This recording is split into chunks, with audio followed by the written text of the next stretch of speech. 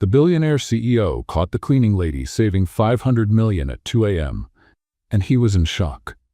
Before we start, tell us in the comments, which city are you watching from? And at the end, do not forget to rate this story from 0 to 10. Enjoy the story.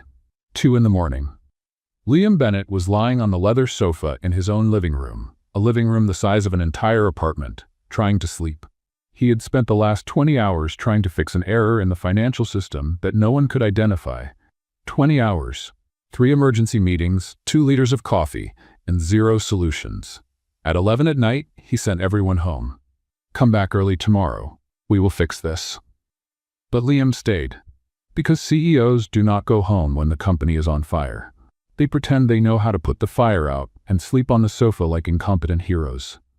He had just closed his eyes. Finally, when he heard it, click, click, click, keys being typed, in the office, on the 23rd floor, where no one was supposed to be. Liam sat up, heart racing. He grabbed his phone. Barefoot, wearing pajama pants and a wrinkled white shirt, he ran down the dark hallway. Because in his mind, it was either a Russian hacker, a vengeful former employee, or, even worse, an intern who had discovered the premium Wi-Fi password. The hallway was silent. But at the end, in the financial operations room, a bluish light was blinking, and the sound continued. Click, click, click, click. Fast, irritated, frenzied. Liam slowly pushed the door open, ready to shout, call security, or do something heroic that he had seen in a movie once. Then he turned on the light. Sophie was sitting in the chief financial officer's chair. Blue cleaning uniform, hair tied back with an elastic band that had given up on life, worn-out Converse sneakers, and her fingers flying across the keyboard as if she were typing the cure for cancer. She did not even look at him. She just raised one finger like, "Hold on, I'm busy," and kept typing. Liam froze. Mouth open, brain blocked. Because honestly, what do you do when you catch the cleaning lady hacking your company at 2 in the morning and she asks you to wait? What on earth are you doing? He finally exploded. Sophie raised her hand again, more firmly this time. Just 1 second. 1 second? You are breaking into my company's system. Technically, I am not breaking in, Sophie continued typing nonstop. The password was on a post-it stuck to the monitor, with a little drawing of a puppy on the corner, which, by the way, is the saddest thing I have ever seen in terms of corporate security. Liam took 2 steps forward. I am calling security right.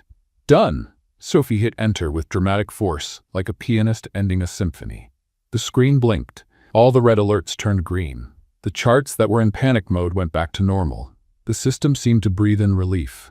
Sophie spun the chair toward him, crossed her legs, and also exhaled. But out of relief. There, much better. Liam blinked. Twice.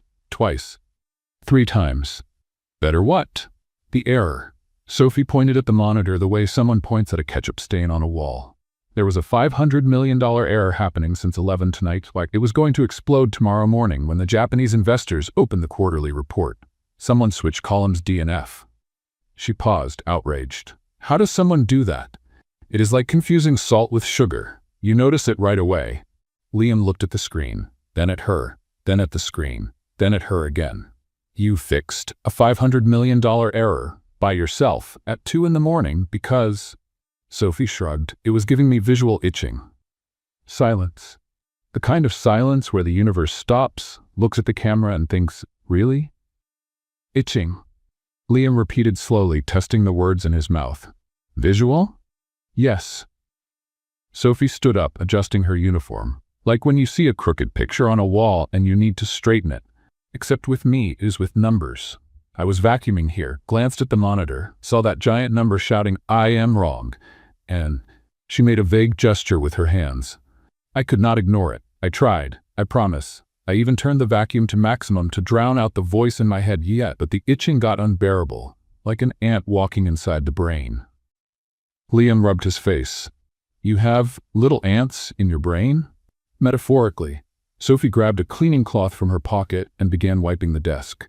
Physically, I only have anxiety and a music app subscription I forgot to cancel. He watched her clean the desk as if nothing had happened, as if she had not just saved $500 million while he was asleep. You are a cleaning lady. And you're a CEO. Sophie stopped, tilted her head, and smiled. But apparently neither of us is sleeping at the right time. So who are we to judge? Liam let out a laugh, involuntary, almost hysterical. Because nothing about that situation made sense.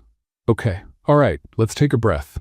He inhaled deeply, trying to be rational. Do you have a degree in finance, accounting, engineering? I finished high school and took an online Excel course because it was free on YouTube. Sophie went back to cleaning. Oh, and I had an aunt who was an accountant and used to let me play with her spreadsheets when I was 10, like Lego but with formulas. Lego with formulas. Exactly. Liam stayed silent for a full 3 seconds, then pointed to the door. You're going home now, and tomorrow at 7:30, you're coming back here to explain how on earth you did that. Sophie grabbed the cleaning bucket from the corner. I don't want to lose my job. I just wanted to help. You're not going to lose your job. Promise? Liam hesitated, because honestly he had no idea what to do with her. But he said it anyway. I promise.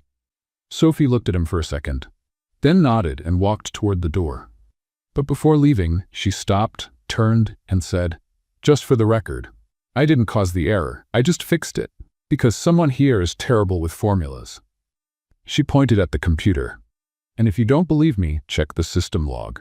It's all recorded, including the part where I muttered, my God, who was the idiot, while fixing it.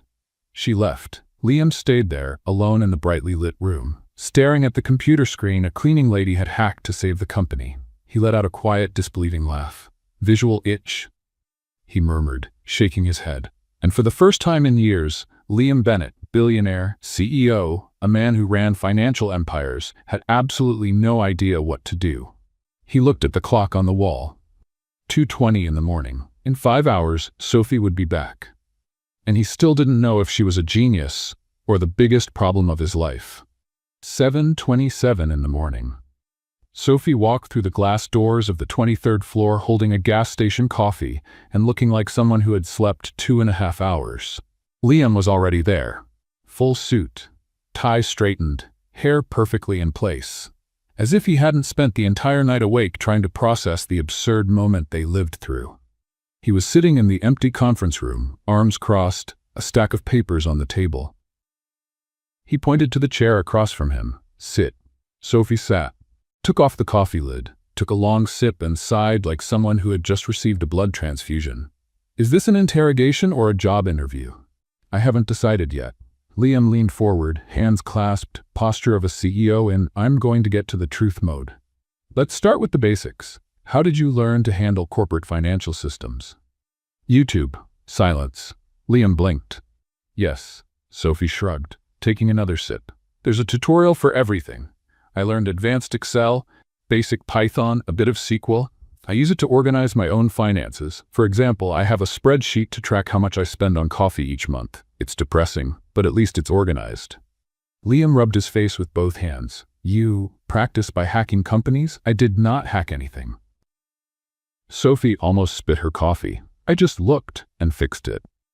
It's like when you see someone with their clothing tag sticking out. You're not invading their privacy. You're just adjusting the universe. Adjusting the universe. Liam repeated as if he were trying to translate an alien language. Exactly. Unlike the fairy godmother of symmetry. Only without a wand, and without the pretty dress, and without being paid for it. Liam stayed silent for 3 seconds, then opened a folder and slid a piece of paper to her. I had HR look into you this morning. Sophie froze, coffee paused halfway to her mouth. And there's nothing. Liam tapped the paper. Your contract with the cleaning company. Vague references, no criminal record, no college degree, no suspicious bank accounts. You are invisible. Sophie looked at the paper, then at him. Is that good or bad? Honestly, I have no idea. She gave a crooked smile. Welcome to my world, boss. 8:15 in the morning. The office began to fill up. Sophie went back to work. Wiping desks, emptying trash bins, rearranging chairs with precise alignment. But now, with Liam watching from a distance, every movement she made felt like it was under an invisible spotlight. She walked past the financial analysis room where 3 analysts were hunched over printed charts, arguing loudly. Sophie stopped, glanced at the papers, and felt the itch begin. No, Sophie, not your turn. Keep walking. She took 2 steps. 3. The itch grew stronger. She stopped. Sighed. turned around. "Excuse me." Sophie leaned over the table, pointing at the chart with the tip of her pen. "This y-axis is off. The scale starts at 20, not 0. That completely distorts the perception of growth. You are making it look like the company grew about 300%, when in reality it was around 15. The three analysts lifted their heads at the same time like startled meerkats. The man with round glasses and a loose tie frowned. "Sorry, who are you?" "Sophie. Cleaning staff." She pointed at the chart again. "And this dotted line here? It is outside the curve. Probably a typing error. It should be 320, not 3020. Unless you sold 1,000 cars in a single day, which would be impressive, but unlikely." An awkward silence followed, until the blonde woman in the corner checked her laptop. She typed, clicked, looked at the screen, and turned pale. "My goodness, she is right." Sophie took a cleaning cloth from her pocket and wiped the table around the chart. "I know." She smiled. "May I clean the table now, or would you like more free consulting?" And she left, pushing the cleaning cart, humming a quiet pop song from the 2000s. The three analysts remained frozen. The man with glasses murmured, "What just happened?" 10 o'clock in the morning. Victor Harlow walked into Liam's office without knocking. Tall, in his 40s, Italian suit, cologne that cost more than Sophie's rent. He was the kind of man who smiled with his mouth, but his eyes seemed to calculate how to fire you. "Liam, we need to talk." Liam looked up from his screen. "About what?" "About the cleaning lady who is apparently giving unauthorized financial consulting to my analysts." Victor shut the door firmly. 3 of them came to complain. They said she corrected a report without permission. And was she right? Victor hesitated. Only for half a second. But it was enough. That is not the point. Then what is the point? The point is that she is not authorized to touch anything. Victor crossed his arms. Who is she anyway? Where did she come from? Why are you letting a cleaning lady walk through the finance department as if she were an auditor? Liam leaned back in his chair. She saved $500 million last night. Victor gave a short, dry laugh. And you believe her? I trust the system logs. They confirm it. Or, Victor stepped closer, lowering his voice, she caused the issue and pretended to fix it. Think about it, Liam. She appears out of nowhere, accesses the system, and suddenly is the hero? That sounds like a scheme, an inside job. Liam stayed silent, because deep down a part of him, small but present, had thought the same. Victor noticed the hesitation and smiled. I will keep an eye on her, and if I find anything, you will have to make a decision. He left, closing the door softly. Liam remained alone, looking at his computer screen. And for the first time since he met Sophie, he wondered, what if Victor is right? Noon. Sophie was in the break room, heating her lunch in the microwave, when 2 receptionists walked in, laughing loudly. Did you all see the expert cleaning lady? Said the brunette with long red nails. I did, replied the blonde with a ponytail. She corrected Jason in front of everyone. He almost had a breakdown. I bet she did not even finish high school.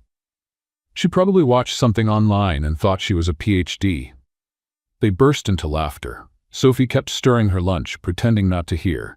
But when the microwave beeped, she took out the container, grabbed a plastic fork, and as she walked through the door, she murmured, loud enough for them to hear, high school completed. But thank you for the concern about my resume. The 2 froze. Sophie walked out, without looking back. 3 in the afternoon. Liam found Sophie in the conference room lining up chairs, with a measuring tape. You carry a measuring tape with you? He asked from the door. Always. Sophie did not look up, measuring the distance between 2 chairs. Symmetry is peace of mind. Asymmetry is visual chaos, and visual chaos gives me heartburn. Liam watched her measure, adjust, measure again. Victor thinks you are a scammer. Sophie stopped, put the tape away, looked at him. And you? Liam hesitated. And Sophie saw the doubt in his eyes. She let out a humorless laugh and went back to aligning chairs. Relax, boss. I am used to it. And that was when Liam noticed something that bothered him more than he expected. Sophie expected to be accused, as if it had happened before. 5 in the afternoon. Victor returned, this time with a flash drive in his hand and a smile as if he had just won the lottery. I found something. Liam looked up. Victor tossed the flash drive on the desk. Sophie Martin accessed the system 4 times in the last 2 weeks. Always late at night, always without authorization. Liam tensed up. And was she fixing errors those times as well? Victor smiled. No, she was snooping. The flash drive was still on the table. Victor was still smiling, and Liam still had not said a word. But before anyone could speak, the door swung open. Melissa, Liam's executive assistant, rushed in out of breath, her face pale, eyes wide. Mr. Bennett. She could barely talk.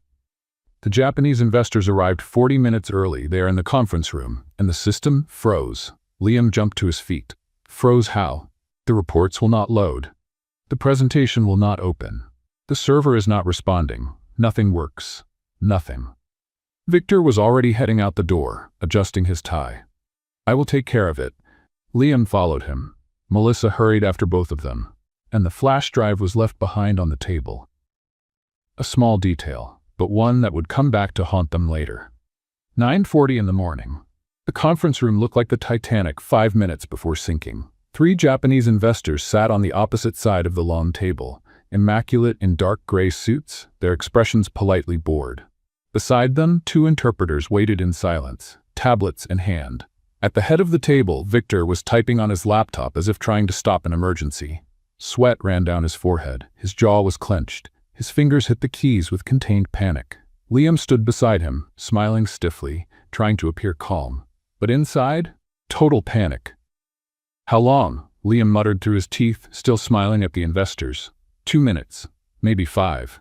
The server is stuck in a loop. Victor did not take his eyes off the screen. I am trying to restart it manually. Victor, they flew 12 hours for this meeting. I know, Liam. Victor whispered so sharply it was almost a shout. One of the investors coughed, discreetly glancing at his very expensive watch. Liam smiled even wider, nodding as if to say, just a moment, I promise. Inside, he was seriously considering faking a heart attack to delay the meeting. The side door opened. Melissa entered pushing a cart with coffee, tea, mineral water, and imported cookies that cost more than Sophie's monthly salary. And behind her, quiet as a shadow, came Sophie. Blue uniform, all-star sneakers, hair tied back, carrying an extra tray with white porcelain cups. She began placing the cups on the table, one by one, in complete silence. But as she set down the 3rd cup, her eyes shifted, just for a second, to Victor's laptop screen. And the itch began. No, Sophie, not your turn. Keep serving the coffee. She served the first investor, but kept glancing sideways at the screen. Victor pressed enter for the 15th time. Nothing. He muttered something under his breath that was definitely not appropriate for a corporate meeting. Sophie served the second investor, but the itch grew stronger. She could see the error. There. On line 47. Cell with circular reference. Infinite loop. Obvious solution. Sophie, do not. She served the 3rd investor. Victor hit the keyboard with the palm of his hand, as if that would help. This makes no sense. The backup should be running. It should, but it is not. Liam rubbed his face, already preparing an apology speech. Sophie stopped beside Victor, leaned slightly. Excuse me. Victor did not even look. Not now. It is just that I think I know. I said not now. Victor turned his head toward her, eyes full of contained anger. You are a cleaning lady. Serve the coffee and leave. The silence in the room was so heavy that even the interpreters stopped breathing. Sophie stepped back, holding the empty tray, her face red. The investors exchanged looks. Melissa froze at the door, and Liam looked at Sophie, then at Victor, then at the frozen screen. And he made the most impulsive decision of his life. Sophie, he gestured with his hand, come here. Victor turned to him, speechless. You are joking. Let her look. Liam, she is a cleaning lady. And you are a financial director who cannot open a spreadsheet. Liam pointed to the chair. Sophie. Now, Victor turned purple, but he stepped aside. Sophie hesitated, looked at the investors. They were all watching, curious. She took a breath and walked forward. Sophie pulled out the chair, sat down, placed her fingers on the keyboard. And before Victor could protest, she was already typing. 3 quick commands. Closed a window, opened the terminal, typed 1 line of code. 15 seconds. The screen flickered. The reports loaded. All of them. Perfectly. With colorful charts and numbers aligned like obedient little soldiers. Sophie stood up, adjusting her uniform. Done. She looked at Liam, not at Victor. The formulas were misaligned. The server tried to process data from empty cells and got stuck in a loop. I just reset the calculation sequence and re-indexed the pivot tables. Absolute silence. One of the Japanese investors leaned forward and said something in Japanese. The interpreter hesitated, then repeated it in English, with a tone that was almost amused. He wants to know if she works in the IT department. Sophie nearly laughed. No, I clean restrooms. The interpreter blinked, clearly unsure if he had heard correctly, but he translated it anyway. The investor smiled. Then he began to clap, slowly, politely, and the other two followed. Clap, clap, clap. Sophie stood there, completely frozen, while three of the top investors from Japan applauded a cleaning woman in a blue uniform in the middle of a conference room in Manhattan. Liam exhaled the breath he had been holding for 5 minutes. Melissa smiled with relief. And Victor? Victor's jaw was clenched so tightly it looked like his teeth might crack. 10:30 in the morning. The meeting ended. The investors left satisfied, with firm handshakes and promises of million-dollar transfers. Liam walked them to the elevator, all smiles and renewed confidence. But when he returned to the conference room, he found Sophie alone, gathering empty coffee cups and stacking used napkins. Hey? Liam stepped in, closing the door behind him. Thank you. Sophie didn't look up. You're welcome. You saved the meeting. I know. He waited for something more. A joke. A smile. Anything. But Sophie just kept stacking cups in silence. Sophie, she stopped, but still didn't look at him. Are you okay? She let out a short, humorless laugh. Of course, why wouldn't I be? Because Victor was awful to you. Victor is always awful to me. Sophie finally looked at him, and there was something tired in her eyes. Just like everyone else here, I'm invisible, Liam, until I do something useful. Then I become entertainment. The cleaning lady who saves meetings. How funny. How adorable. She mimicked an exaggerated voice. Look at that, she knows math. Liam had no words. You're not entertainment. No? Sophie crossed her arms. Then why did the investors applaud? It wasn't because I'm good. It was because they were surprised. Because it makes a funny story they'll share with their friends, like a dog riding a bicycle. Nobody applauds the bicycle, Liam. They applaud the absurd. And before he could answer, she picked up the tray and walked out, leaving Liam alone in the empty room, feeling like he had won the meeting, but lost something far more important. 10:45. Victor was waiting for Liam in the hallway, arms crossed, jaw tight, cold eyes. We need to talk. Now, Liam sighed. Go ahead. Victor stepped closer, lowering his voice. You just humiliated the entire department in front of Japanese investors. You let a cleaning woman solve a problem my team was supposed to solve. Your team didn't solve it. She did. Because she caused it. Victor practically spat the words. Don't you see? She crashes the system, shows up as the hero, and you fall right into the trap. Liam stayed silent, because for the first time a part of him, small but persistent, began to doubt. Victor noticed and smiled. I'll prove it.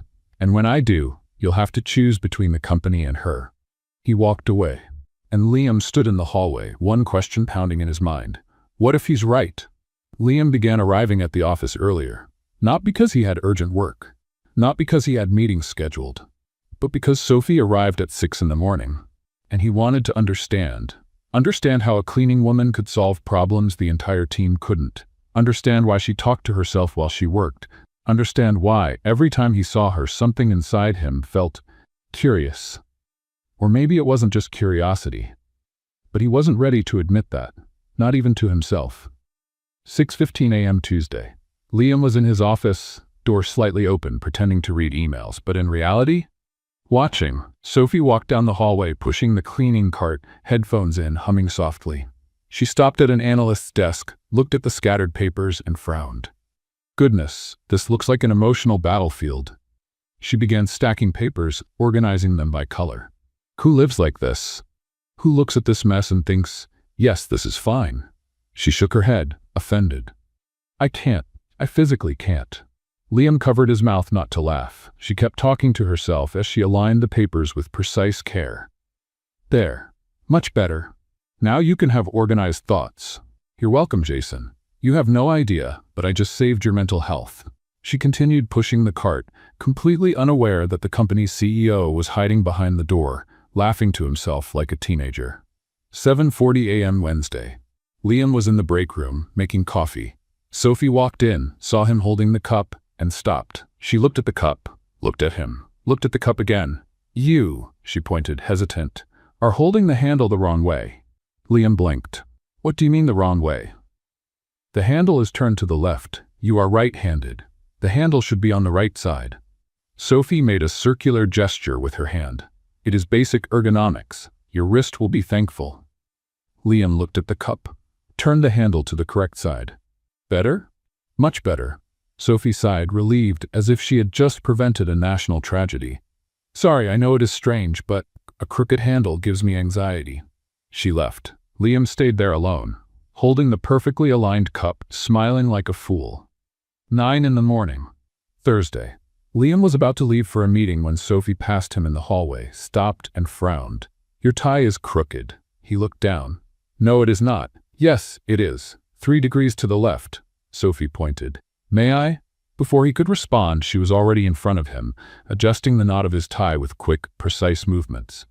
Liam froze, because suddenly she was very close enough for him to smell her perfume, close enough to see the freckles on her nose, close enough to notice she bit her lower lip when she was focused.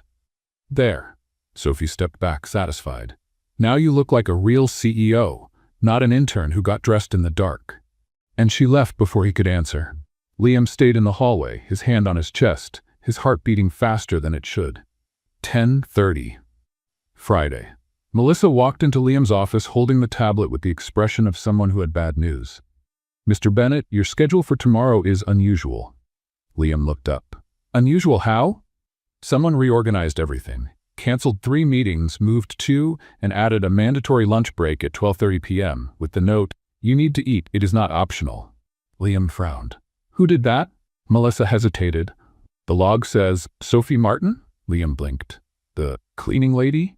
Yes, apparently she accessed the scheduling system last night, saw that you had 7 meetings in a row with no break, and adjusted it. Liam stayed silent for 3 seconds, then let out a low, incredulous laugh. She organized my life. Technically, only your schedule. Melissa tilted her head. But I admit she did a better job than I did. Noon. Lunchroom. Sophie was sitting alone at a table in the corner, eating instant noodles straight from the plastic container. Liam walked in, saw her, and without thinking twice, went to her table. May I sit? Sophie almost choked. You are the CEO. You can sit anywhere you want. That was not a yes. She hesitated, then shrugged. Sit. He sat. Awkward silence for 5 seconds, until Liam pointed at the noodle container. You eat that every day? It is cheap, fast, and does not require complex utensils. Sophie took a forkful. And before you ask, yes, I know it is not healthy, but it is also none of your business. Liam smiled. You reorganized my schedule. Sophie froze. Oh, yes, sorry. I know it was intrusive, but, she rolled her eyes. 7 meetings in a row? Really? You would have a nervous breakdown before 3 in the afternoon. You care if I have a nervous breakdown? Sophie looked at him directly. I care when any human being overloads themselves for no reason. And that was the moment Liam realized something important. Sophie was not trying to impress him. She genuinely cared. 2 in the afternoon. The rumors had already started. In the break room, 2 assistants spoke in low voices. Did you see? Bennett had lunch with the cleaning lady. Really? Like, just the 2 of them? Just the 2 of them, at the same table, talking. My goodness, do you think they are, you know? I do not know, but he has been showing up around here a lot lately, and always when she is around. They laughed softly, speculative, and across the room, Victor heard everything. And smiled. 4 in the afternoon. Sophie was cleaning the executive dining room when Liam walked in. She looked at the large table, saw the slightly misaligned silverware, and sighed. Your silverware is suffering from symmetry trauma. She began adjusting each fork, each knife, each spoon, with obsessive precision. Did someone set this with their eyes closed, or was it on purpose? Because if it was on purpose, that person needs therapy. Liam leaned against the doorframe, arms crossed, smiling. Do you always talk to yourself? Sophie almost dropped a knife. She turned red. I did not realize you were there. I realized that you did not realize. He stepped closer, and I like it. Sophie had no reaction, because the way he said that, calm, sincere, with no irony, made something unusual happen in her chest, something she could not allow. She looked away, returning to arranging the silverware. You should not like me. I am strange. I know. Liam smiled. But I still like you. Sophie stopped, took a deep breath. and without looking at him said quietly, "Liam, I clean bathrooms. You run empires. This," she made a vague gesture, "whatever this is, cannot happen." "Why? Because I need this job, and you need your reputation. And we both know how this ends if anyone finds out the CEO is," she hesitated, "interested in the cleaning lady." Liam stayed silent. Because she was right, and they both knew it. Sophie took the cart and left without looking back, leaving Liam alone in the perfectly organized room with an uncomfortable truth echoing in his mind. He was beginning to care about her, and that was going to complicate everything. 5:30 in the afternoon. Victor walked into Liam's office without knocking. "We need to talk," Liam sighed. "Again?" Victor threw his phone on the desk. On the screen, a photo taken from afar, Liam and Sophie having lunch together. Employees are talking. And when employees talk, investors listen. Liam looked at the photo, then at Victor. "So what?" Victor smiled, but it was not a friendly smile.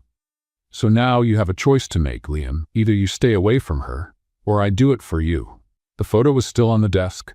Victor was still smiling, and Liam still had not answered. But before any words were spoken, the door opened. Sophie walked in pushing the cleaning cart, headphones on, completely unaware of the tension in the room.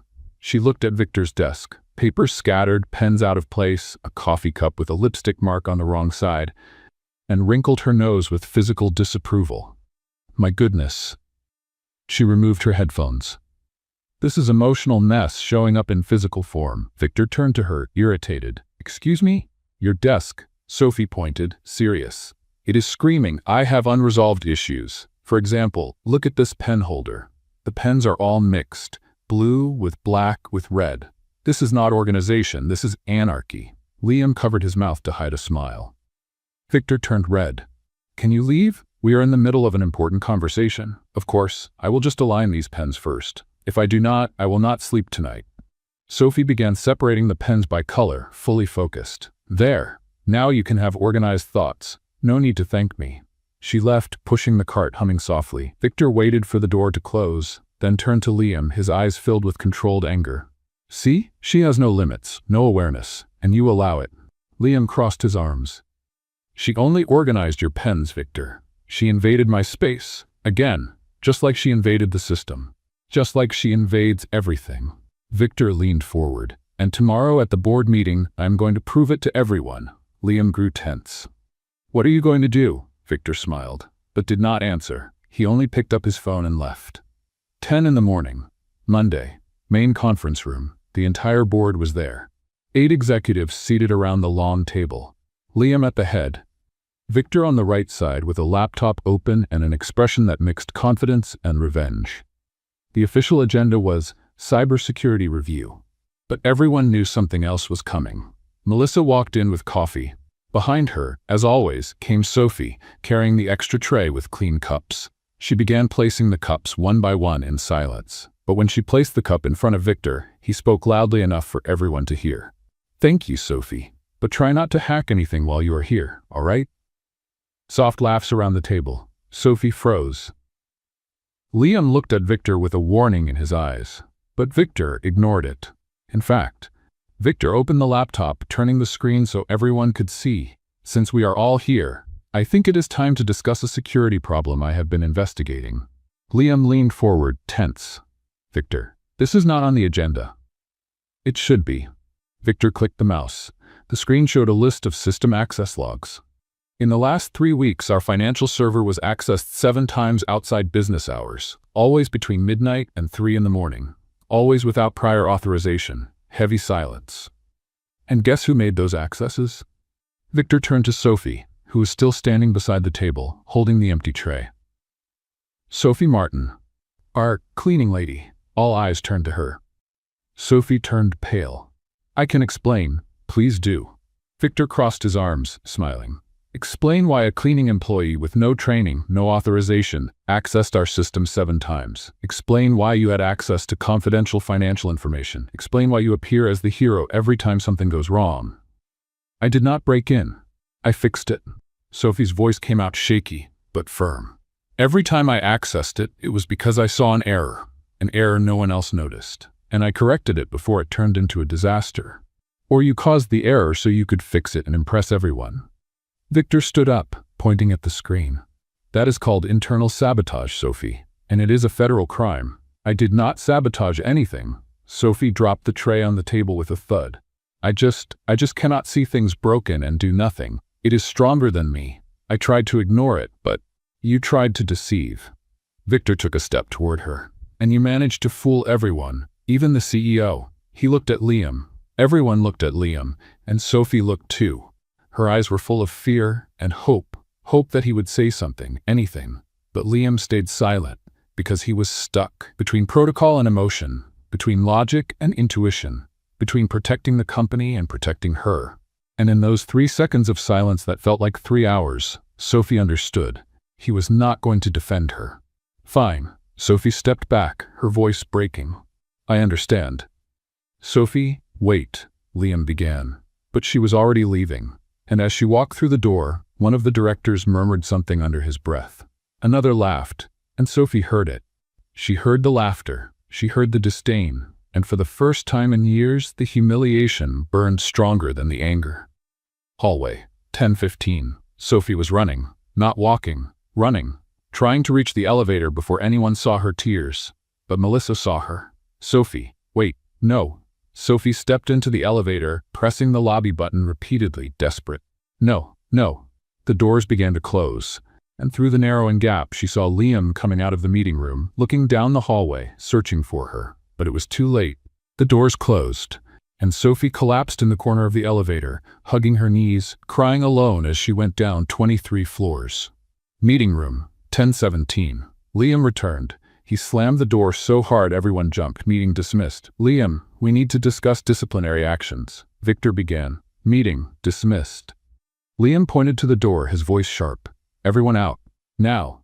The director stood, uncomfortable, and left in silence. Victor was the last, but before leaving, he turned and said quietly, You made the right choice. And he left. Liam stayed alone in the empty room, looking at the chair where Sophie had been just minutes earlier. And for the first time in his life, he felt something he had never felt before. Shame. Because he had allowed it to happen. He had stayed silent, and she had paid the price. Lobby, 10:20. Sophie ran out of the building, not looking back, not stopping, not thinking. She just wanted to disappear. But as she crossed the sidewalk, she heard someone shout, Sophie! She stopped, turned around, and saw Liam standing at the building entrance, out of breath, as if he had run down the stairs. Wait, please. Sophie wiped her tears with the back of her hand. Why? So you can stay silent again? Liam took a step toward her. I did not know what to say. You could have told the truth. Her voice came out broken, full of pain. You could have said that I helped, that I saved the company twice. But you did not say anything, because in the end, I am just the cleaning lady. And you are the CEO. And people like me do not matter to people like you. That is not true. It is. Sophie stepped back. And I was foolish to think it would be different. She turned away. And this time, Liam did not go after her, because he knew there was nothing he could say that would fix what he had broken. He stood on the sidewalk, watching her disappear into the crowd. And he realized, too late, that he had lost the only person who truly saw value in him. Not in the CEO, but in the man. Tuesday, 6:15 in the morning. Liam walked into the office expecting to see Sophie pushing the cleaning cart, humming a pop song while reorganizing the world. But she was not there. And for the first time in 3 weeks, the silence on the 23rd floor was uncomfortable. He walked to the financial operations room. The desks were messy, papers piled carelessly, pens scattered, a coffee cup with visible mold. Liam frowned. Disgusting. But it was not just disgusting, it felt empty. 8:30 in the morning. Liam was in his office trying to work, but he could not concentrate because something was wrong. Everything was wrong. He looked at his desk. The papers were slightly crooked. The pens in the holder were mixed, black with blue with red, and for the first time in his life, it bothered him. What did she do to me? Liam murmured, arranging the pens by color. Melissa walked in with coffee. Mr. Bennett, the report on. She stopped, looked at him organizing pens. Are you all right? I am. Liam finished aligning the last pen. Just organizing. Melissa blinked. You have never organized anything in your life. I know, and it is making me anxious. He looked at the perfectly aligned pens and sighed. There. Now it is right. Melissa walked out slowly, without taking her eyes off him, as if she had just witnessed something unsettling. 10 o'clock. Liam went to the break room to get coffee. He picked up a cup, filled it, turned to leave, and stopped because the handle was on the wrong side. He looked at the cup, turned the handle to the right side, looked again, and heard Sophie's voice in his head. It is basic ergonomics. Your wrist will thank you. He smiled, alone, in the empty break room, smiling at a cup. I am losing my mind, he murmured. Noon. Liam walked past the conference room. The chairs were completely out of place. Someone had left papers on the table. There were cookie crumbs on the floor, and Liam felt something strange, an itch, a desire to tidy up. He stepped inside, looked around, took the measuring tape Sophie had forgotten, left on purpose, in a drawer, and began measuring the distance between the chairs. 15 centimeters. No, 16. 16 and a half? He adjusted the first chair, then the second. This is wrong. How much did she measure again? 20 centimeters? Or was it 18? The door opened. Jason, the analyst with round glasses, walked in and froze. Mr. Bennett? Liam dropped the measuring tape as if it were contraband. I was checking the structural symmetry of the room. Jason blinked 3 times. Right, of course. Completely normal. And he ran out. Liam looked at the measuring tape in his hand. I need help. 2 in the afternoon. Liam was sitting at his desk, staring at his computer screen, but not processing anything. Because all he could think was, where is she? Is she all right? Does she dislike me now? He picked up his phone, opened his contacts. He did not have her number. Of course, because why would I have the cleaning lady's number? He dropped the phone on the desk. Because I am a fool, that is why. He stood up, went to the window, looked out at the city below, and then, driven by a completely irrational impulse, he grabbed a pile of papers from his desk and dropped them on the floor, on purpose. The papers scattered all over the office. Liam looked at the mess and waited to feel something, some connection, some sign that she was still here somehow. But he only felt emptiness. This is ridiculous. He knelt to gather the papers. I am dropping paper on the floor because I miss someone. This is pathetic, but still, he did it again. Dropped more papers, and more, until the entire office looked like a disaster zone. And Liam was sitting on the floor, in the middle of the mess, laughing alone, laughing and crying at the same time, because he finally understood. He did not miss her work. He missed her. 3:30 in the afternoon. Victor entered Liam's office without knocking, and stopped shocked, staring at the papers scattered on the floor. What happened here? Liam stood, straightening his tie. Nothing, just reorganizing. Victor looked around, doubtful. Reorganizing by throwing everything on the floor? It is a new method. You would not understand. Victor crossed his arms. Fine. Let me get straight to the point. He stepped closer. Now that Sophie is no longer here to interfere, I took full control of the finance department. And I have a proposal. Liam frowned. What kind of proposal? We sell the technology division to Harlow Industries, my cousin's company. Immediate profit of $200 million. We split it among the shareholders. Everyone wins. Liam was silent for 3 seconds. You want to sell the division that generates 60% of our annual revenue? It causes long-term loss. Victor pulled a document from the inside pocket of his jacket. But if we sell now, at the peak, we walk away winning. I already prepared the papers. We only need your signature. He placed the document on the desk. Liam looked at the document. Then at Victor, I will review it. There is no time to review. The offer expires Friday. Then it will expire. Liam pushed the document back. I do not sign anything without reviewing it. Victor smiled, but it was the kind of smile that did not reach his eyes. Of course, no hurry.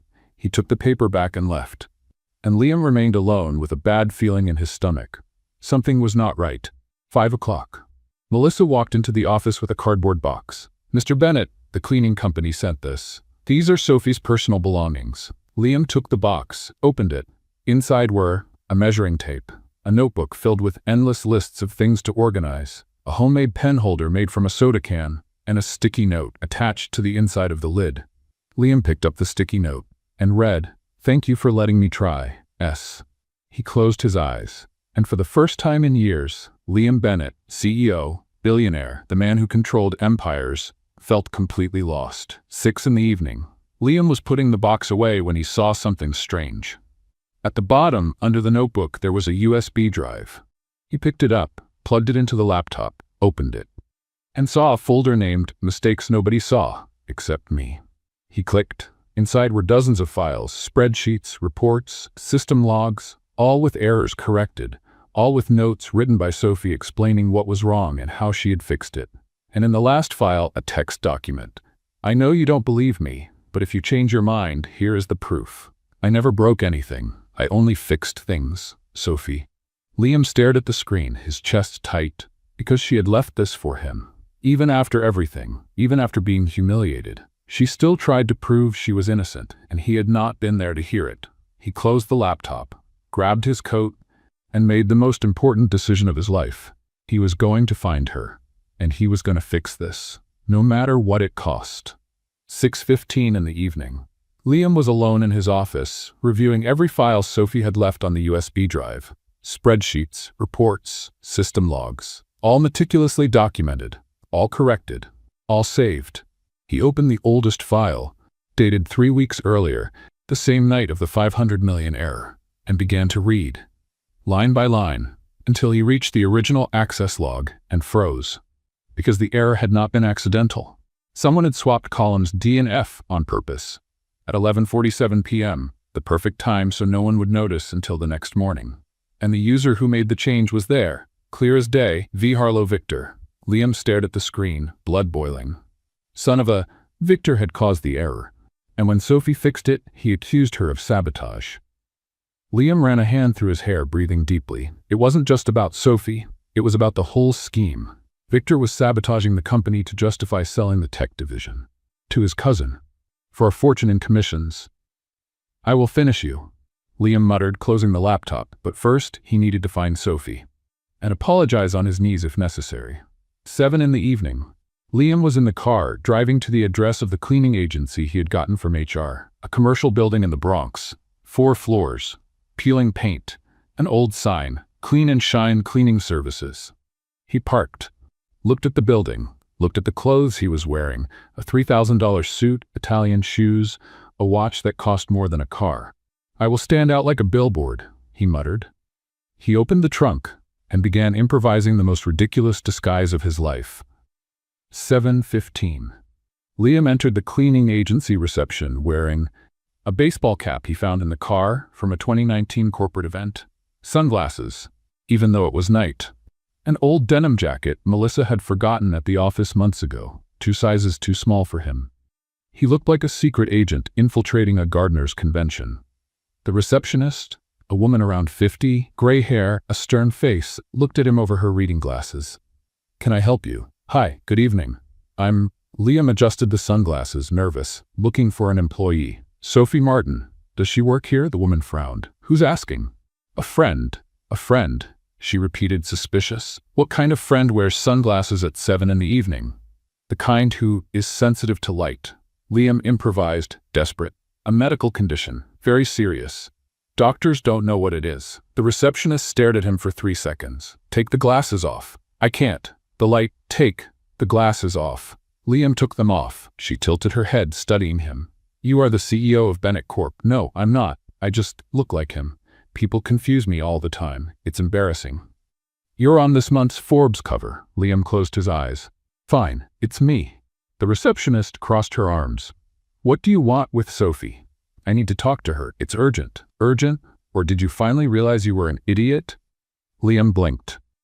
Both? The woman sighed. She grabbed a paper and a pen. She no longer works here. She quit yesterday. But I have her address. She scribbled something on the paper and handed it to him. And just so you know, if you hurt that girl again, I will personally go to your company and reorganize your face. Understand? Liam swallowed. I understand. Good. Now get out before I change my mind. 8 in the evening. Liam stood in front of a modest residential building in Brooklyn. 5th floor, apartment 5C. He climbed the stairs. The elevator was broken, of course. Out of breath, sweating inside the tight denim jacket, he stopped in front of door 5C, took a deep breath, and knocked. No one answered. He knocked again. Nothing. Sophie? He leaned his forehead against the door. I know you are in there, and I know you do not want to see me. but I need to talk to you, please." Silence. He sighed, defeated. "I found out the truth about Victor, about the error, about everything." His voice came out low, tired. "You did not break into anything. You did not sabotage anything. You saved the company, twice. And I let you be humiliated in front of everyone because I was a coward, because I chose protocol instead of you, and I will regret that for the rest of my life." The door remained closed. Liam rested his forehead on the cold wood. "I am sorry, Sophie, truly." He waited 10 more seconds, then turned and started going down the stairs. But when he reached the 3rd floor, he heard the door open above. "Liam."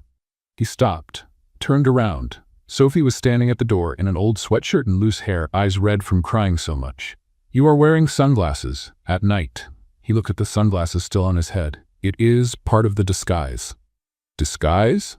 She crossed her arms. "You look like a lost tourist."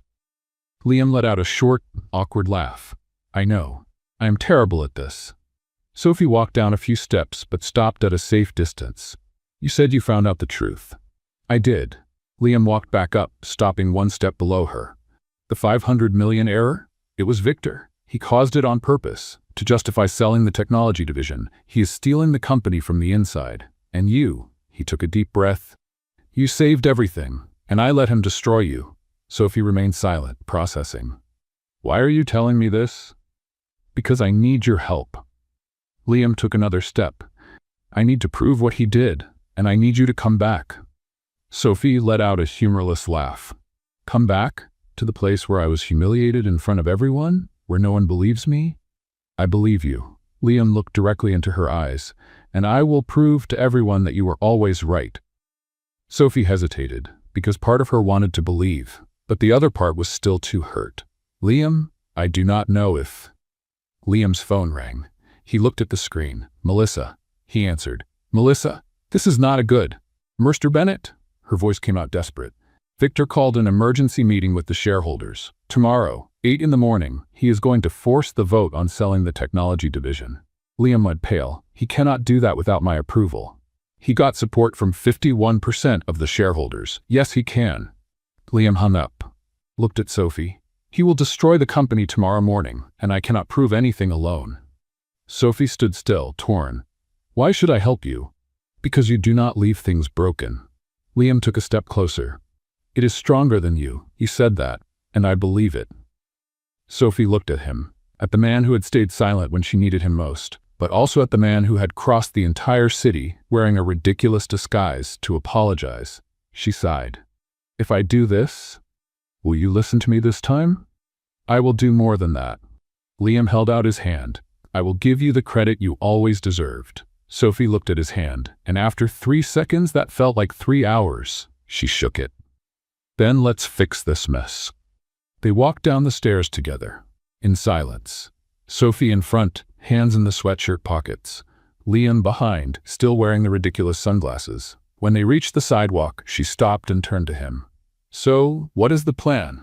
Liam opened his mouth to answer, but his stomach answered first. Grrr. Loud, awkward, impossible to ignore. Sophie raised an eyebrow. "Did you eat today?" "Technically, no," she sighed. "There is a cafe on the corner.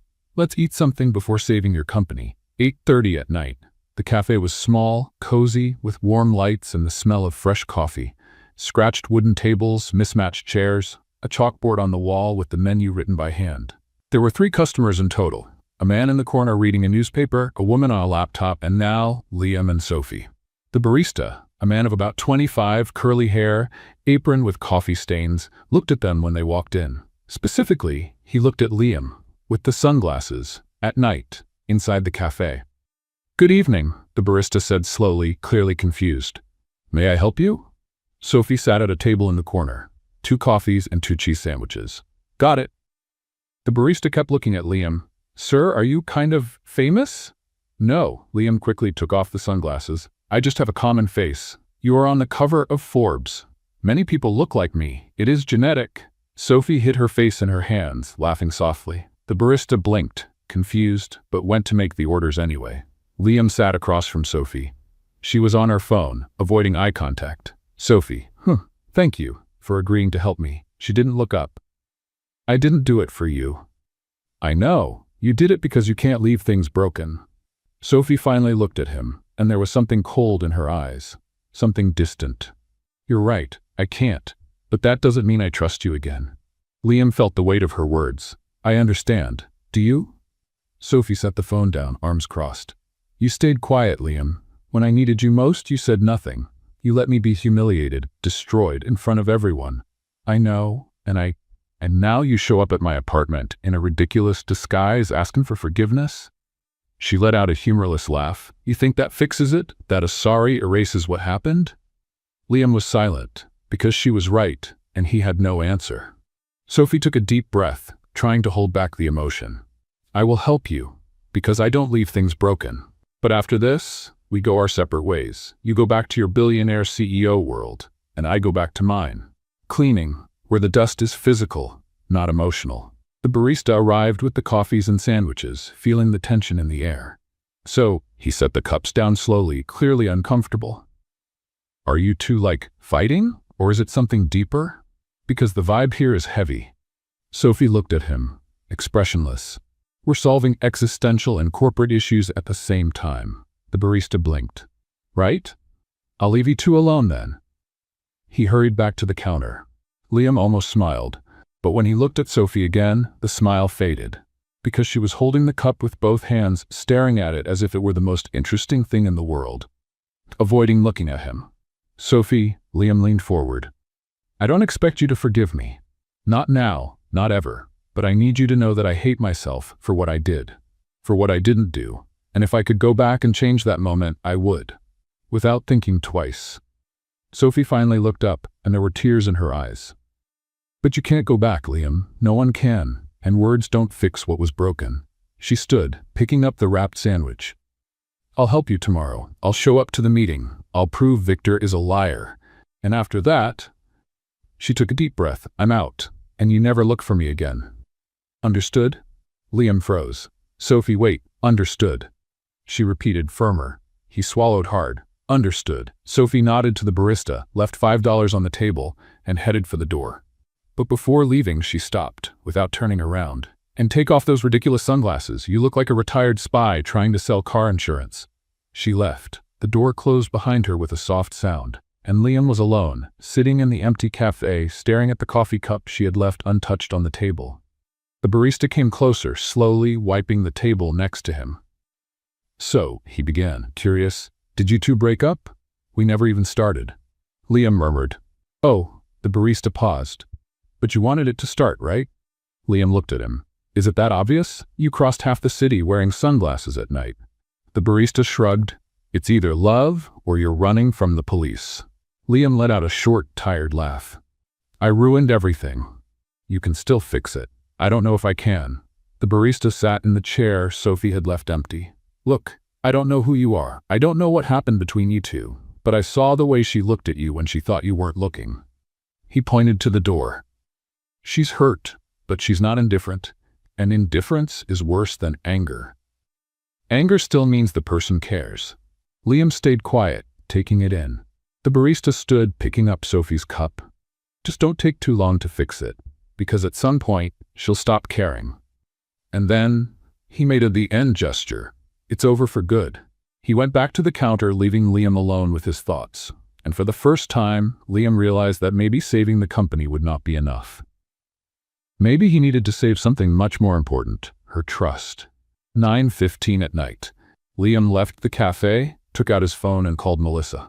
Melissa, cancel all my appointments for tomorrow, except the 8 o'clock meeting. Yes, sir? Anything else? Yes. I need you to prepare a presentation with all the proof against Victor. System logs, bank transfers, everything, and I need it ready by 7 in the morning. Consider it done. Liam hung up. He looked up at the night sky over New York and made a decision. Tomorrow, he would not only expose Victor, he would give Sophie the recognition she had always deserved, in front of everyone, even if she never spoke to him again after that, because she deserved it, and he owed it to her. But as he walked back to the car, a doubt hammered in his head. What if, even after everything, she still decides to leave? 10 p.m. Sophie lay on the apartment couch, trying to sleep, but failing miserably. Because even after everything, The humiliation, the pain, the anger, an annoying part of her brain kept thinking about the company. The numbers, the errors, the broken things no one else saw. "Stop, Sophie. It's not your problem anymore." She turned onto her side and squeezed her eyes shut. Then the phone rang, unknown number. She almost ignored it, but something made her answer. "Hello." Silence on the other end. Then a woman's voice, low and nervous. "Sophie Martin? Who is this?" "I work in Bennett Corp's finance department. I can't say my name, but you need to know." The voice hesitated. "Victor is going to force the sale tomorrow, and he deleted all the proof. All the logs. Everything." Sophie sat up in bed, alert. "What do you mean deleted?" "He accessed the server an hour ago. Deleted files. Changed dates. If you don't do something, he will get away with it." "Why are you telling me this?" The voice on the other end trembled. "Because I saw what he did to you. And it wasn't fair." Pause. "The server password is still the same. Post it with the little dog." The call dropped. Sophie stood there, holding the phone, her heart racing. "It's not your problem. You said you were leaving." But the itch had already started, and Sophie knew. She knew. She wouldn't be able to sleep until she fixed it. She got up, grabbed her jacket, and ran out. 11:15 p.m. Sophie entered the Bennett Corp building through the service entrance, using the badge she technically hadn't returned. The night guard, a man in his 60s who always slept in his chair, didn't even look up. She rode up to the 23rd floor. Total silence, lights off, only the bluish glow of idle computer screens. Sophie went straight to the server room. She typed the password. She logged in and sat in front of the main terminal. "All right, Victor, let's see the damage you did." She cracked her knuckles and started typing. She opened the access logs and froze, because Victor hadn't just deleted files. He'd rewritten the entire history, changed dates, created fake transactions, planted evidence against her. "Seriously?" Sophie muttered, incredulous. "You're so incompetent you can't even erase properly?" She tilted her head, studying the patterns, and then she saw it. Victor had made the classic amateur mistake. He'd used the same timestamp for all the changes. 12 p.m., 11:14 p.m., all in sequence, all too obvious. Man, even this company's numbers need therapy. Sophie shook her head, starting to undo the changes one by one. This isn't sophisticated fraud. It's trauma-driven fraud. It's screaming, "Please find me." She kept typing, talking to herself. "Look at this." He flipped column F again. It's like watching someone trip over the same stone 5 times. You need talent to be that bad. 15 minutes later, she had restored all the original files and saved copies in 3 different places. Done. Sophie leaned back in the chair, satisfied. "Now you're officially," she made air quotes, "exposed." That's when the door clicked shut. Click. Sophie turned her head, heart pounding, and saw Victor standing in the doorway, holding an electronic lock remote, smiling. "Hi, Sophie." Sophie stood up slowly. "Victor. What a surprise. Shouldn't you be at home planning your early retirement?" "Funny." He stepped inside, still holding the remote. "I could ask you the same. You shouldn't be at home crying into your pillow." "I tried, but the itch was stronger." Victor laughed. But it wasn't a friendly laugh. "You've always been annoying, you know? Always sticking your nose where it doesn't belong. Always fixing things no one asked you to fix." "It's a gift. It's a problem." He crossed his arms. "But this time, you stepped over the line. And now," he pointed at the server, "you're trapped." Sophie looked at the locked door, then at him. "You're going to lock me in here all night?" "Just until tomorrow morning. After the meeting. Once the sale is approved and I have my money." Victor shrugged. "Then you can go. And tell your side to whoever you want. But it will be too late." Sophie took a step toward the door. "Victor, that's kidnapping. You know that, right?" "Technically, it is temporary containment of an inconvenient witness." He smiled. "But you may call it whatever you like." He walked out, slamming the door. And Sophie heard the beep of the electronic lock activating. She was locked in, alone, in a server room with no windows. "Great." Sophie leaned against the door, taking a deep breath. "This is great. Completely manageable. No panic." She looked around. No exit, no tools. Just her, a lot of computers, and a mental itch that was not helping at all at the moment. She grabbed her phone. No signal. Of course, because a server room is basically a disaster-proof bunker. She dropped the phone on the floor, frustrated. Then she noticed something. The The terminal was still on, and she still had system access. Sophie sat back down, her fingers flying across the keyboard. "All right, Victor, you locked me in, but you forgot one thing." She smiled, typing quickly. "I can hack anything in this company, including doors." 5 minutes later, she had accessed the building's security system, and she was looking at the list of all locked doors in the building, including hers. She moved the cursor to the server room access control and hesitated, because if she unlocked it now, the system would record it. Victor would know, and he would disappear before the meeting. But if she stayed locked in, Liam would go into the meeting without the proof, without her, and Victor would win. Sophie took a deep breath and made the riskiest decision of her life. She would not unlock the door.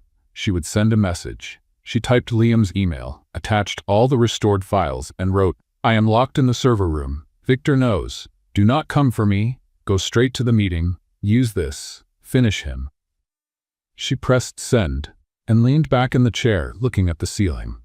"Since I am staying here," she murmured, "at least I organized this mess." But while she waited alone in the cold, silent room, Sophie realized something that scared her more than being locked in. She was hoping Liam would save her. Even after everything, 6:45 in the morning. Liam opened Sophie's email, read the message, and felt his blood run cold. "I am locked in the server room. Victor knows. Do not come for me. Go straight to the meeting. Use this. Finish him." He had been in the office since 5 in the morning, reviewing the evidence with Melissa. But now, nothing else mattered. "Melissa." He stood, grabbing his coat. "Cancel the meeting." "Sir, the shareholders are already arriving." "I said cancel it." Melissa blinked, startled. Liam was already running toward the elevator. 6:53. Liam reached the server room on the 22nd floor, breathless, sweating inside his suit. The door was locked, red light on the panel. He pounded on the door. "Sophie." Silence. He hit the door again. "Sophie, are you there?" From the other side, a tired voice replied, "Obviously I am here, Liam. It is not as if I have entertainment options." He leaned his forehead against the door, relieved. "Are you all right?" "Physically? Yes. Emotionally? Questionable. Mentally? I spent the whole night talking to servers, so you tell me." Liam almost laughed, but he was too focused on trying to break the door open. "How do I unlock this?" "You do not. The system is electronic. Only Victor has the remote access." Her voice became serious. "No. You go to the meeting, now, and end this. I will not leave you locked in here. You must." Sophie tapped the door from her side. "If you come to save me, Victor will run. He will disappear, and all this will have been for nothing. You have the proof. You have the meeting. So go." Liam hit the door, frustrated. "I will come back for you, I promise." "I know." Her voice came softer. "Now go." He stood there for 3 more seconds, then ran back to the elevator. 7:58 in the morning. Main conference room. 12 shareholders seated around the table. Victor at the head, confidently smiling, holding a stack of documents. Liam walked in 2 minutes before 8, tie crooked, hair messy, eyes filled with contained anger. Victor raised an eyebrow. "Liam, I am glad you could make it. I thought you would miss the vote." "I will not miss anything." Liam sat at the opposite head of the table. "But you will." Victor let out a polite laugh. "Let us begin then." He stood, handing out copies of the documents. "Ladies and gentlemen, I am here today to propose the sale of Bennett Corp's technology division. Immediate profit of $200 million, divided among shareholders. Everyone benefits." One of the shareholders, a man with gray hair, leaned forward. "And does Liam agree with this?" Victor turned to Liam, smiling. "Liam?" Liam opened the laptop and turned the screen so everyone could see. "No, I do not agree, because this sale is based on fraud." Silence fell like a heavy curtain. Victor turned pale. "Excuse me?" "You heard me." Liam clicked the mouse. The screen showed the system logs Sophie had restored. 3 weeks ago, someone caused a $500 million error in our financial system, on purpose. And that someone was you, Victor. This is ridiculous. It is documented. Liam clicked again. "Here. 11:47 p.m. You accessed the server, swapped columns D and F, created an error that would explode the next morning in front of the Japanese investors. And when someone fixed it," he paused, "you accused her of sabotage." One of the shareholders frowned. "Who fixed it?" "Sophie Martin." Liam stood. "An employee you all humiliated, whom I allowed to be humiliated." But who saved this company? Twice. Victor stepped forward, trying to regain control. Liam, you are tired. You do not know what you are saying? I know exactly what I am saying. Liam slammed his hand on the table. And I have proof. Bank transfers from Harlow Industries to your account. Emails between you and your cousin planning the sale. And the logs showing you tried to delete everything last night. He turned the laptop again, showed everything. The shareholders began murmuring among themselves. Victor stayed silent, because there was no denying it. The evidence was there, in front of everyone. Liam walked around the table, stopping in front of Victor. You are fired, and I will make sure you never work in any respectable company again. Victor let out a bitter laugh. You think that matters? I already have enough money to... You have nothing. Liam crossed his arms. Because I already froze your accounts. I already called our lawyers, and I already contacted the FBI. They should arrive. He checked his watch. In about 5 minutes. Victor turned white. And before he could respond, the door opened. 2 federal agents entered. Victor Harlow? Victor looked at the door, at Liam, and at the shareholders, and realized he had lost. The agents took him away in handcuffs, without resistance, and when the door closed, one of the shareholders began to applaud. Slowly, then another and another, until the entire room was applauding Liam. But he did not want applause, he wanted Sophie. 8:23. Liam ran back up to the 22nd floor with the IT technician behind him, unlocking the server room door with a master code. The door opened, and there was Sophie, sitting on the floor, leaning against the wall, eyes closed. Sophie. Liam knelt in front of her. Are you all right? She opened one eye. Define all right, because I spent 7 hours locked in a cold room speaking with servers, so my definition is a little distorted. He smiled. It is over. Victor was arrested. The company is safe, thanks to you. Sophie stood slowly, adjusting her wrinkled clothes. Great. She walked past him toward the door. Then I can leave now? Liam gently held her arm. Wait, Liam, we already agreed. I know what we agreed. But before you go, I need to do something. He guided her to the elevator, went with her up the 23rd floor, and when the doors opened, Sophie saw it. The entire team was there. Melissa, the analysts, the receptionists, the directors, everyone, and they were all looking at her. Liam turned to the team and spoke loud enough for all to hear. This woman saved my company, twice, and instead of thanking her, I allowed her to be humiliated. I let her be accused of something she never did, and that is the worst decision I have ever made. He turned to Sophie. So, in front of everyone, I want to say, thank you, and I am sorry. You deserved better, and I failed you. Sophie was speechless, because for the first time, someone was giving her credit, in front of everyone. Melissa began to applaud, then Jason, then everyone, the entire floor applauding Sophie, and she stood there, stunned, trying to process it, until she said, in a whisper loud enough for Liam to hear, Can I clean up the company's reputation too? Because honestly, it needs it. Liam laughed, the team laughed, and Sophie finally smiled. But as she looked at Liam, one question echoed in her mind, what now? The applause faded. The team returned to their desks, still whispering, still looking at Sophie with a mix of respect and curiosity. But Sophie stayed in the middle of the office, hands in her pockets, trying to process what had just happened. Liam approached, stopping at a respectful distance. May I speak with you? In private? Sophie hesitated, then nodded. They entered his office. Liam closed the door, and for the first time since everything started, they were alone. No rush, no emergency, just the two of them. Sophie crossed her arms, leaning against the wall. So, what do you want? Liam walked to the table, picked up a folder and came back to her. I want to offer you a position. Sophie raised an eyebrow. Really? After everything, you think I will come back to work here? Not as a cleaning lady. Liam opened the folder. Inside was a printed contract, with her name at the top. As a strategic organization consultant. Silence. Sophie looked at the contract, then at him. Then at the contract again. And then she began to laugh. Not a polite laugh, a real laugh, bending forward, holding her stomach. Liam blinked. Is that funny? Strategic organization consultant? Sophie could barely breathe. Liam, that is the most elaborate way to say the person who fixes messes I have ever seen in my life. He tried to hold it, but ended up laughing too. Okay, when you say it like that, it sounds ridiculous. Sounds? Sophie wiped tears from laughing so hard. It is ridiculous. You created a job title just to avoid admitting you need someone to organize your pens. I need more than that. Liam stepped closer, serious again. I need someone who sees what no one else sees, who fixes what everyone ignores, he hesitated, who keeps me from being a fool again. Sophie stopped laughing, because the way he said that, sincere, vulnerable, removed all the humor from the moment. She looked at the contract, picked it up, flipped through it, and saw the salary. Her eyes widened. This has 5 zeros. 6, actually, Liam corrected, including the cents. Sophie dropped the contract on the table as if it were burning. Liam, I cannot accept that. Why not? Because, she gestured nervous, because that is insane. I am a cleaning lady. I clean bathrooms. I barely finished high school. And you want to pay me 6 figures to, what, organize your spreadsheets? No. Liam took a step closer. I want to pay you to do what you already do, but now with recognition, with respect, and with your own desk, with color-coded pen holders if you want. Sophie let out a nervous laugh.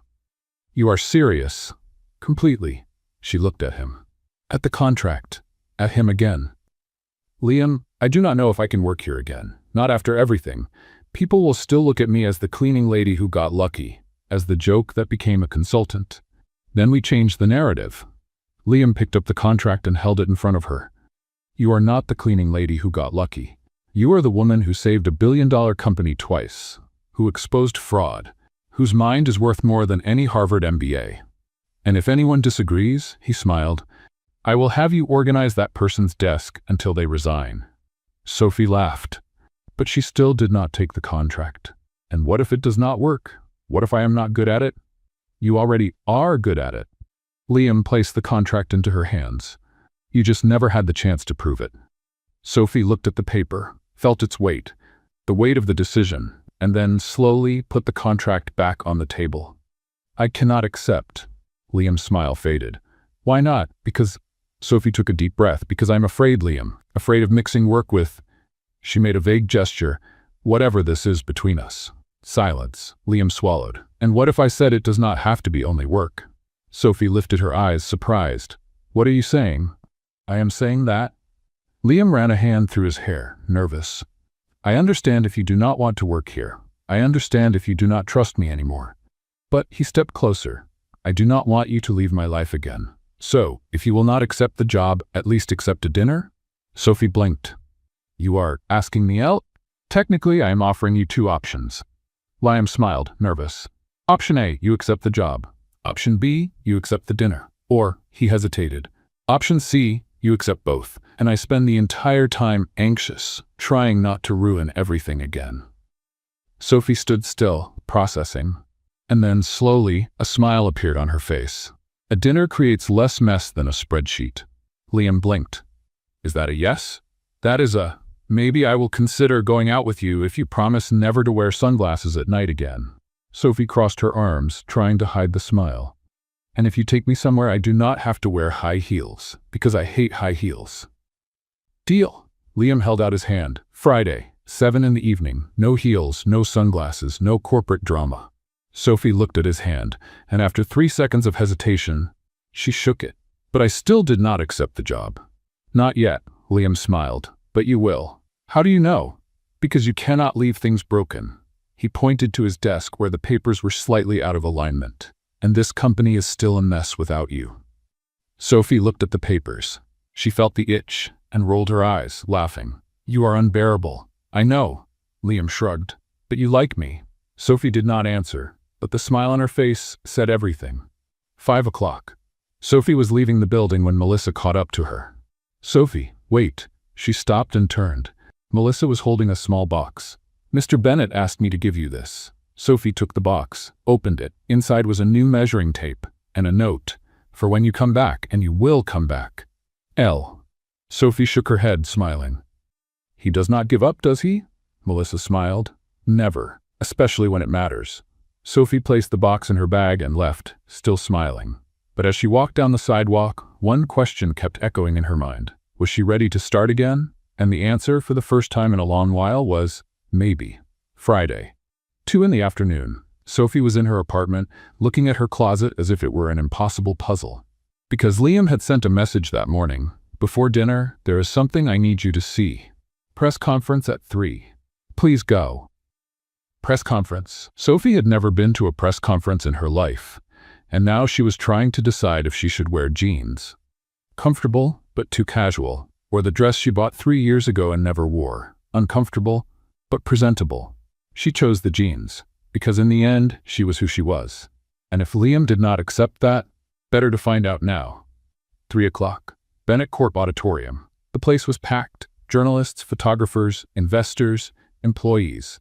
Sophie entered quietly through the back door and stayed in the corner, trying not to draw attention. But Melissa saw her and smiled. "He will be happy you came." Sophie shrugged, trying to appear indifferent. "I only came because he asked." "Of course." Melissa smiled even more, absolutely out of obligation. Before Sophie could answer, the lights dimmed, and Liam walked onto the stage. Gray suit, white shirt, hair neatly styled, and the tie, crooked, clearly crooked. 3 degrees to the left, maybe 4. Sophie frowned. Had he forgotten to fix it? Or? Liam approached the microphone, looked at the audience, and his eyes found hers. He smiled, and Sophie understood. He had left it crooked on purpose. Liam cleared his throat. "Good afternoon, everyone. Thank you for being here. I know the last few weeks have been intense, and I would like to clarify a few things about what happened at Bennett Corp." He clicked the remote. The screen behind him showed a photo of Victor being taken by the police. Victor Harlow, former chief financial officer, was arrested on charges of corporate fraud, internal sabotage, and attempted illegal sale of company assets. The investigation is underway, and we are fully cooperating with federal authorities. Murmurs in the audience. Liam continued. "But I did not come here only to talk about Victor. I came to talk about someone else. Someone most of you have never heard of. But who saved this company?" Twice. He clicked again. The screen showed a photo of Sophie. Not a professional photo. A picture taken at the office where she was cleaning a desk and, without noticing, aligning the papers into perfectly neat piles. Sophie turned red. "This is Sophie Martin." Liam pointed to the screen. "She worked here as a cleaning staff member. And before anyone underestimates what that means, let me explain. She did more for the future of this company cleaning rooms at 2 in the morning than half of our executives did during business hours." Soft laughter from the audience. Sophie has a gift, an irritating gift, according to her. She sees patterns, mistakes, things everyone overlooks, and she cannot stop herself from fixing them. It is stronger than she is. Liam paused. And it was because of this gift that she identified a $500 million error that would have destroyed this company. And fixed it. Alone, without asking for credit, without asking for recognition, because she simply cannot see things broken and do nothing. Sophie felt her eyes burn. Liam continued, his voice softer now. "And I failed her. I allowed her to be accused, humiliated, destroyed, because I was more concerned with protocol than with justice. And that is something I will regret for the rest of my life." He looked directly at her.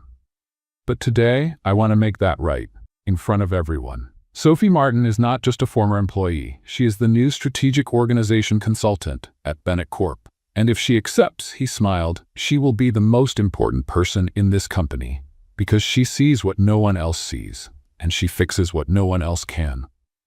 The audience began to applaud, slow at first, then stronger. Sophie stood frozen, tears running down her face, trying to process it. And then Liam said something no one expected. "And about my tie," he pointed to the crooked knot. "I left it like this on purpose, because I learned something from Sophie. I learned that perfection is not symmetry. Perfection is intention.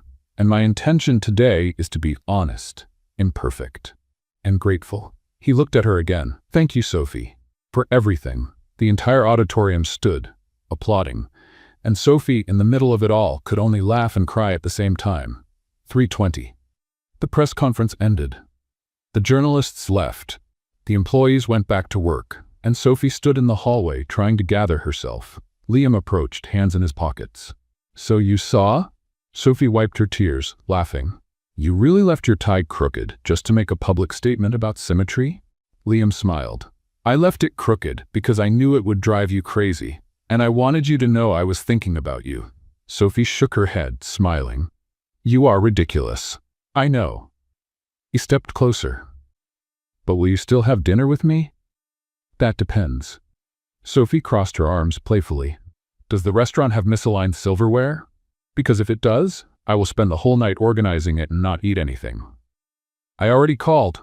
The silverware will be perfectly aligned, with a measuring tape if needed. Sophie laughed. Fine, I will go. Liam held out his hand. Shall we? Sophie looked at his hand, and instead of shaking it, she pulled his tie and fixed the knot. Slowly, carefully. Liam froze because suddenly she was very close. Close enough for him to smell her perfume. Close enough to see the freckles on her nose. Close enough to notice she was smiling. There. Sophie stepped back. Now you look like a real CEO. I would rather look like a man who has a chance with you. Sophie tilted her head. You do, she shrugged. But only if you promise never to let me be humiliated in public again. I promise. And never stay silent when I need you. I promise. And never wear sunglasses at night. Liam laughed. That I can promise. Sophie looked at him for one more second, and then, without thinking, without planning, without calculating, she leaned in and kissed him. It was quick. Soft? Unexpected. But it was real. And when she stepped back, Liam was smiling like a fool. Does this mean you accepted the job? Sophie rolled her eyes. It means I accept dinner. We'll discuss the job later. Fair. They left together side by side, laughing about something no one else would understand. And as they walked past the reception area, Sophie stopped. She looked at the silverware in the break room through the glass door. Completely misaligned. She felt the itch. Liam noticed. No, just a second. Sophie, no. But she was already inside, straightening each fork, each knife, each spoon with obsessive precision. Liam leaned against the door, laughing, shaking his head. I will have to live with this, won't I? Sophie looked over her shoulder, smiling. For the rest of your life, if you are lucky. And Liam realized at that moment that he did not want luck. He wanted her. Visual itch and all. And they lived happily. And very organized, ever after. Because in the end, true love is not perfect. It is just perfectly aligned. Now tell me, what did you think of Sophie's transformation? From invisible cleaning staff to indispensable consultant, and on top of that, winning the heart of the billionaire CEO with a crooked tie and a visual itch. Share your thoughts in the comments. I want to know, were you rooting for Sophie from the beginning, or was there a moment when you thought, now she truly deserves everything? On a scale of 0 to 10, what score would you give this story?